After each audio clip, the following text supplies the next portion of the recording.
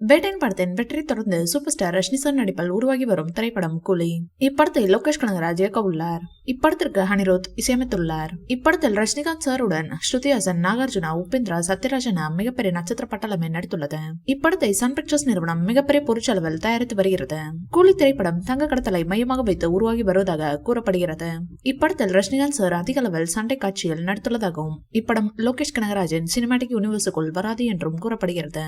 இதனையடுத்து சற்று முன் ரஜினி சார் ஒரு அறிக்கையை வெளியிட்டுள்ளார். அதில் எழுதியது மீண்டும் அரசியலில் களம் காண இருப்பதாகவும் புதிய கட்சி பெயர் மற்றும் சின்னம் அறிவிக்க உள்ளதாகவும் குறிப்பிட்டுள்ளார். தலைவர் மீண்டும் அரசியலுக்கு வந்தால் அவரது முழு ஆதரவும் திமுகவிற்கு தான், தளபதி விஜய்க்கு இல்லை என ஒரு கூட்டம் சொல்லிக் கொண்டிருக்கிறது.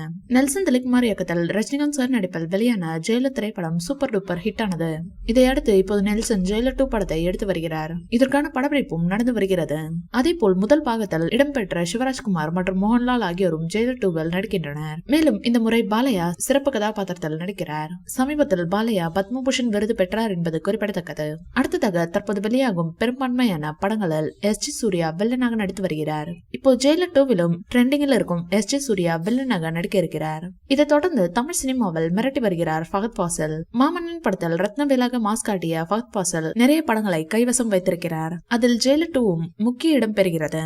இவ்வாறு பல மொழிகளில் உள்ள நட்சத்திர பிரபலங்கள் இந்த படத்தில் இணைகின்றனர். ஆகையால் ஜெயிலர் முதல் பாகத்தின் வசூலை இந்த பாகம் நிச்சயம் முந்தும் என எதிர்பார்க்கப்படுகிறது. இந்த வீடியோ பிடிச்சிருந்தா லைக் பண்ணுங்க, ஷேர் பண்ணுங்க, எங்க சேனலை சப்ஸ்கிரைப் பண்ணுங்க.